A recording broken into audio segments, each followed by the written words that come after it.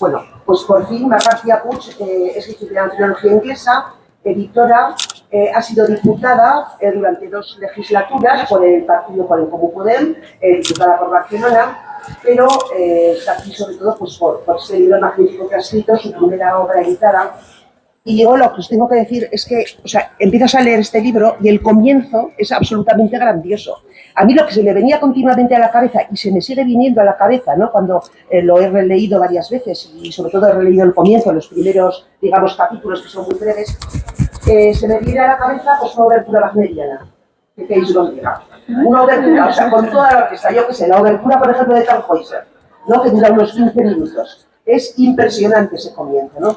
Y es que, además, o sea, ya luego hablará del libro, naturalmente, en 2015, el 20 de diciembre del 2015, asistimos a un triple parto. No solo es que nacieran sus mellizos, sino que también nació, bueno, como diputada, ¿no?, porque llega al Parlamento español, sino que además nació una escritora, ¿no? O sea, es un triple parto, seguramente ya no lo sabía, el 20 de diciembre del 2015, pero lo cierto es que nació una magnífica escritora. Bueno, después de este comienzo tan grandioso, de esta obertura wagneriana, lo que viene es un trayecto por aguas muy bravas, ¿no? Si aquí estudiamos mar y fuéramos surferos, pues diríamos, pues surfeando aquí la ola, ¿no? Porque realmente, pero como somos de monte, pues es un trayecto, o sea, es un trayecto azaroso en una goma de estas de rafting, ¿no? Es impresionante, ¿no? Impresionante porque además es un trayecto pues bastante imprevisible y azaroso, ¿no? La verdad es que la historia de los vertebrados, ahora hablará más, pero para mí es un libro, para en general la gente que hemos leído un libro pues brutal, muy valiente, y a mí es una cosa que me gusta mucho del libro, que me gusta todo. Es que es un híbrido, porque bueno, la gente que me conoce sabe que me gusta este tipo de libros, es un híbrido entre las líneas, entre lo que es ensayo, ¿no?, que es relato y que es autobiografía, quedan muy difuminadas, ¿no? Entonces a mí eso me encanta, porque uno puede jugar y hacer lo que realmente quiera. Mucha gente, siempre habrá críticas, ¿no?, que digan, oh, es un libro más sobre la maternidad, ¿no? Pero no es un libro más sobre la maternidad. Y es verdad que últimamente han aparecido muchos libros que luego a lo mejor en el casino nos da tiempo a hablar de este tipo de libros que han aparecido sobre la maternidad, ¿no? Es un libro sobre maternidad y salud mental, ¿no? Eso no es frecuente. Es un libro sobre la locura puerperal y la ansiedad. Es un libro sobre el miedo, la culpa, los cuidados. Es un libro sobre muchas cuestiones, ¿no?, que pone en la mesa. Y yo creo que también, y suban un poco lo que decir esto, pero es un libro sobre arqueología. Es un libro sobre arqueología y antropología, ¿no?, que conecta, desde luego de una manera absolutamente brillante, pues la mitología clásica. Nos encontramos aquí toda la literatura occidental, sobre todo anglosajona, ¿no?, porque Mar es licenciada, como hemos dicho, en filología inglesa, y conoce muy bien la literatura anglosajona, porque tiene una serie de autoras, pues ya aparece Joan Didion, Sheila, a lo mejor de la gente, Sheila Holmes, ¿no? Sharon Knowles, con otras muchas escritoras inglesas. Bueno, entonces también conecta el arte, los historiales médicos, ¿no?, de las mujeres encerradas después de la luz en los manicomios victorianos, y también, por ejemplo, con muchos escritos médicos desde los griegos hasta la actualidad, ¿no? Entonces, bien es cierto que hay muchos literatos, muchas literatas, muchos ensayistas que hacen del trauma la literatura. Es decir, es una frase que yo repito mucho y me la han oído mucho mis compañeras del Club de Lectura Feministas, que es que el trauma es la trama, ¿no? Muchísimas gracias, muchísimas gracias por la presentación. Bueno, primero de todo, gracias a la Feria del Libro de Huesca, gracias al colectivo de mujeres feministas y su club de lectura, y a todos y todas las que estáis aquí. Me hace muchísima ilusión estar aquí, y más aún después de escuchar semejante presentación, ¿no?, que vamos, quería tomar notas. Luego te preguntaré lo de la obertura wagneriana, ¿no?, que es algo que no me habían dicho nunca, y muchísimas gracias. La verdad es que cuando ella decía determinadas cosas pensaba, ostras, eso es lo que yo quería conseguir con mi libro, ¿no? Por ejemplo, creo que es clave, ¿no?, el tema de trascender lo particular, ¿no?, y llevarlo a lo colectivo. Como decía ella, mi libro parte de una experiencia personal que es muy concreta, que es que en un día determinado yo doy a luz a mellizos prematuros, Y yo digo con toda la conciencia de la palabra, digo que me volví loca, que enloquecí. Los psiquiatras le llamaron una crisis de ansiedad posparto aguda con delirios hipocondríacos y yo le puse el nombre literario de locura, ¿no? Pero es que además ese día yo me convertí en diputada del Congreso de los Diputados, yo que era una persona que no venía del mundo de la política, ni estoy en el mundo de la política, era algo muy, muy de paso. Y el hecho de que me convirtiera en diputada me puso en un contacto muy brutal, ¿no? El dar a luz y convertirte en madre, que nos han dicho siempre, ¿no? Que es una experiencia individual, doméstica, ¿no? Que tiene lugar en el mundo, en la esfera de lo privado. A la vez, ¿no? Me convertí en una de las cosas más públicas que puede ser una persona, que es política, ¿no?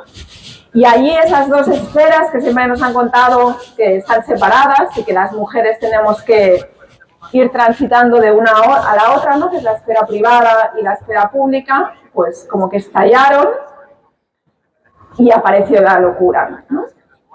Entonces, el libro empieza con este episodio,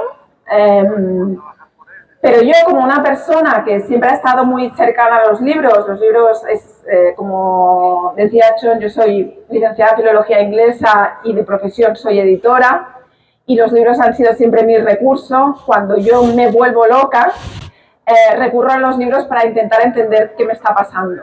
Y entonces descubro que hay una larguísima historia de madres que se han vuelto locas, y me ha encantado lo de la arqueología y la antropología, porque yo sí siento que mi libro trata de hacer un poco de arqueología y antropología literaria, y me he desconcentrado porque me encanta que vea lectoras que he conocido en otros sitios. Me parece maravilloso como este libro me abre, ¿no? a lectoras y a tantísima gente. ¿Hola? Bueno, pues decía que cuando enloquezco hago esta especie de arqueología, antropología literaria y voy leyendo autoras.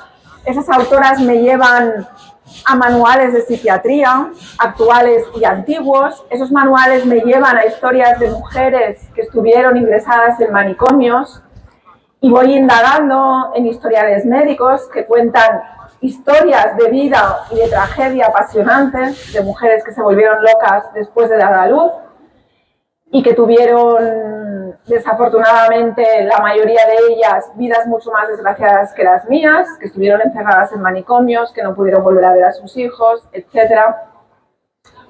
Y en todo esto que voy leyendo, voy investigando que hay como una especie de hermandad, aunque nunca hayamos hablado entre nosotras, de mujeres locas, ¿no? Y de madres locas, ¿no?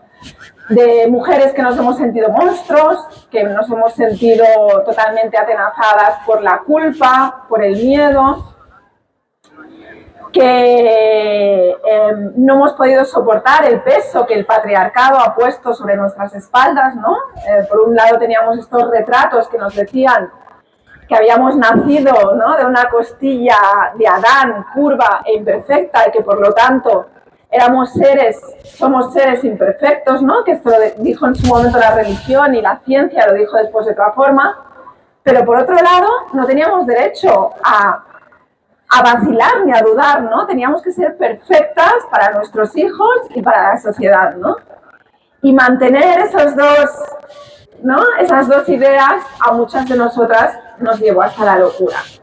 Y ahí, ¿no? Me encuentro con poetas como Sylvia Plath, como Anne Sexton, me encuentro con mujeres desconocidas que pasaron por diferentes manicomios, me encuentro con todos los hombres que trataron de disciplinarnos a través de la psiquiatría, me encuentro con el inventor de la lobotomía, que trató de lobotomizar, la primera mujer que sufrió esta lobotomía que se realizaba en serie, esta lobotomía mecánica, fue una madre que llegó a la consulta de este psiquiatra diciendo estoy tan cansada, y el psiquiatra no para de repetir estoy tan cansada, ¿no? Como si eso fuera un símbolo de locura cuando es seguramente un símbolo de supervivencia.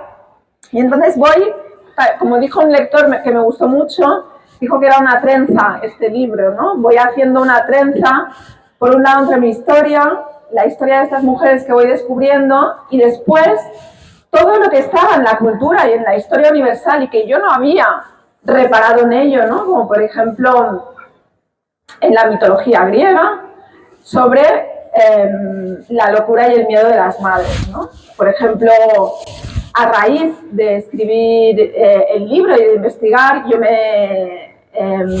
me reencuentro con el mito griego que explica cómo se suceden las estaciones a lo largo del año, el mito de Deméter, y en el fondo, si hay diferentes estaciones en el año, según la mitología griega, es por el dolor de una madre, ¿no? La diosa de la fertilidad, cuando le secuestraron a su hija, dijo que el mundo ya no sería nunca más fértil si no le reunían otra vez con su hija. Al final llegó a un acuerdo con los dioses porque a su hija le había raptado un dios, el dios del Hades, del inframundo. Llegó a un acuerdo con los dioses que su hija estaría con ella solo unos meses al año y el resto del tiempo estaría en el Hades. El tiempo en que están unidas, el tiempo en que la madre no sufre, es el tiempo en el que la tierra es fértil y da sus frutos, y el tiempo en el que esta hija está alejada de su madre es cuando la tierra es oscura y es infértil, ¿no? O sea que incluso en nuestros mayores cimientos, el sufrimiento de las madres, el dolor, el miedo de las madres, explica nuestra sociedad, ¿no? Y yo quería un poco reivindicar ese sufrimiento, ese dolor, esa locura, muchas veces impuesta, ¿no? Por las violencias y los mandatos del patriarcado, y quería reivindicarlo para todo el mundo, y quería que esto no fuera un libro solo para las madres, ¿no? Porque igual que los griegos explicaban, ¿no?, tantísimas cosas a través del sufrimiento de las madres, la religión cristiana también a través de la Mater Dolorosa, ¿no?, y cómo la Virgen María se convirtió en un mandato de abnegación y de sufrimiento.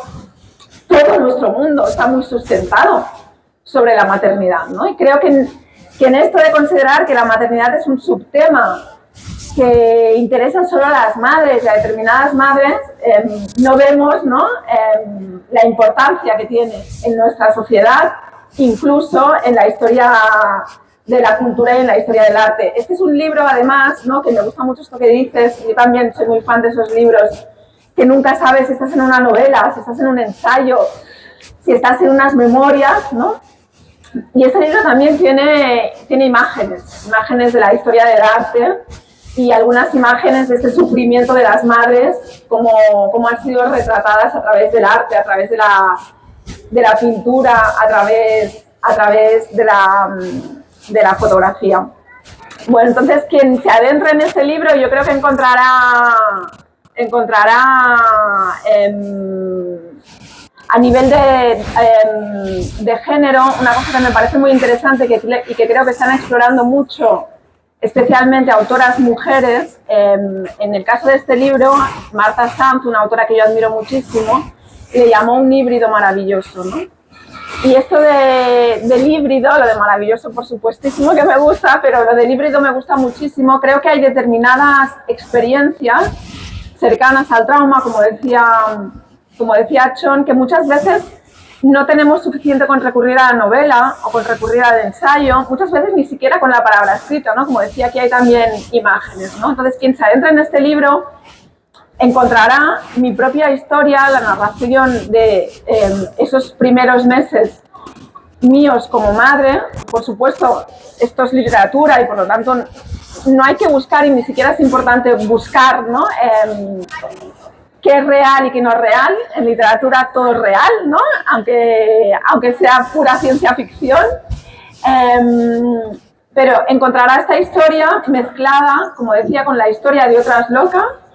Algunas de ellas, sobre todo yo me centro en un manicomio, que fue el manicomio más grande de Europa, uno de los primeros, que es un manicomio muy famoso, que estaba en Londres. Londres era la gran urbe y por lo tanto producía muchos locos. Y abrieron el manicomio de Bedlam, que actualmente es un museo, que si alguno de vosotras vais a Londres, os recomiendo mucho visitar, que se llama Museum of the Mind, Museo de la Mente. Cuando yo empecé a investigar me di cuenta que en el siglo XIX británico en la época victoriana, que es una época muy interesante en lo literario, porque dio grandes nombres literarios, ¿no? Desde Charles Dickens hasta las hermanas Bronte, hasta Jane Austen.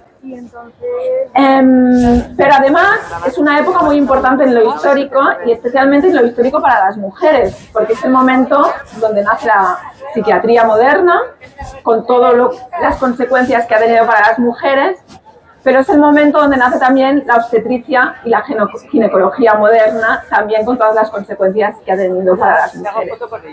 Entonces yo descubro, voy viendo que en ese momento, que era un momento de tecnología, de avances históricos, ¿no? Un momento muy ambicioso donde Gran Bretaña era la gran potencia colonial, muy rica, con esas grandes urbes, donde la ciencia estaba dando pasos agigantados, por ejemplo, respecto a la medicina. En ese momento se produjo una especie de epidemia de madres que se volvían locas después de dar a luz, ¿no? En medio de toda esa tecnología y toda esa ciencia, las madres se volvían locas y los psiquiatras se desesperaban por intentar explicar qué les estaba pasando y no lo conseguían, ¿no?